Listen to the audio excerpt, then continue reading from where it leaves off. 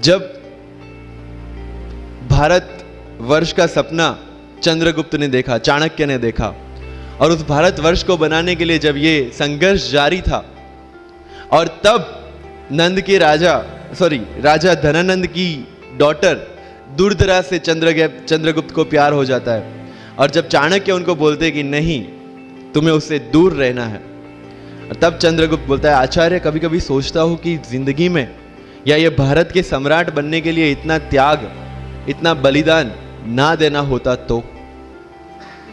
और तब चाणक्य रिप्लाई करते हैं, तो हर कोई भारत का सम्राट होता। This is the fundamental rule of life. अगर आईएएस बनने के लिए, आईपीएस बनने के लिए सैक्रिफाइस करना नहीं पड़ेगा, अगर उसके लिए आपको त्याग नहीं करना पड़ेगा, तो आज पूरे इंडिया में हर घर में आपको आईएएस आईपीएस मिल जाएंगे।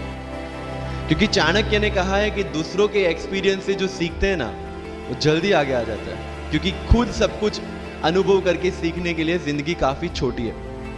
I did the same. 4 साल में हर एक टॉपर का इंटरव्यू देख लिया, चीजें समझ ली कि ऐसी कौन सी चीजें जो इन सब ने की है, और ऐसी कौन सी चीजें हैं जो गलतियां हैं जो इन्होंने की और जो मुझे रिपीट नहीं करनी। सो जब युद्ध के मैदान में हम उतरते हैं, इस चक्रव्यूह में उतरते हैं, तो अभिमन्यु की तरह नहीं, अर्जुन की प्रिपरेशन के साथ उतरना है कि हमें पता होना चाहिए कि इससे बाहर कैसे निकले। I did the same. College के 4 साल इंटरव्यूज देखे, ब्लॉग्स पढ़े, समझा कि इसमें कॉमन मिनिमम क्या है। वो जो कहानी अगर आपने सुनी हो कि शार्पनिंग द एक्स, रोज अगर आप पेड़ काटने के लिए जाते हैं तो you have to sharpen your axe, otherwise day by day आपकी जो एफिशिएंसी है वो कम होती जाएगी। 4 years in my college I sharpen my x, जिससे 1 साल में मुझे कहीं पे रुकना ना पड़े। This was the strategy.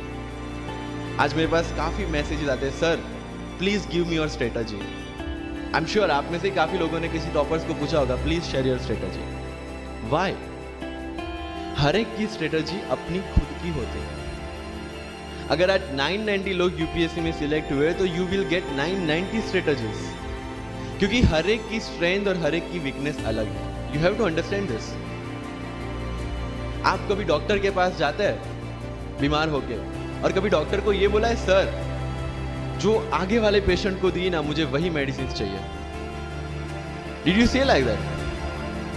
No, क्योंकि उसकी बीमारी अलग है, मेरी बीमारी अलग है। सेम चीज with UPSC.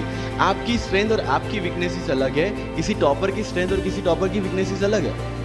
Why should I walk on the same path, जबकि मुझे पता है कि वो मेरे लिए बना ही नहीं। I have to create my own path. सुनो सबकी, करो मन की। This is applicability of your mind, क्योंकि आपकी स्ट्रेंथ, आपकी वीकनेस आपसे ज्यादा अच्छा कोई नहीं जानता। आपके पेरेंट्स भी नहीं, आपका सबसे क्लोज टीचर भी नहीं। आपको 3 बार चीजें पढ़ के समझ में आती है, किसी को 5 बार पढ़ के समझ में आती है, किसी को 1 बार समझ में आ जाती है। But I want follow the same path जो आगे लोगों ने फॉलो किया है। वो मेरे लिए बना ही नहीं है। I have create my own path. जो मजदूरी है वो सड़क पे एक इंसान 12 घंटे गड्ढा खोद के भी करता है, और एक टॉप कंपनी का सीईओ भी 12 घंटे दिमाग चला के मेहनत करता है। लेकिन how he is different from that person on the road? Because he uses his mind. इसलिए ओम शांति ओम का एक डायलॉग जो मुझे सबसे ज्यादा फेवरेट है, अगर किसी चीज को पूरी शिद्दत से चाहो तो सारी कायनात तुम्हें उससे मिलाने की साजिश में लग जाती है। मेरे साथ ऐसा ही हुआ, क्योंकि मैंने शिद्दत से चाहा था यूपीएससी को, और जिस दिन दिल्ली में मैंने पैर रखा था, उसी दिन मेरे दिमाग में क्लियर था कि मेरा फर्स्ट अटेम्प्ट ही मेरा फाइनल अटेम्प्ट होगा। इस मेंटालिटी के साथ, सी होप्स वी कैन डू, हम ड्रीम्स देख सकते हैं, रिजल्ट क्या आना है वो अपने हाथ में नहीं है। तो जब प्रिपरेशन कर रहे हो और अगर दिमाग में आता है होगा कि नहीं होगा, होगा कि नहीं होगा, टेल मी वन थिंग, वो आपके हाथ में है क्या? Is that in our hand? Result क्या होगा? नो।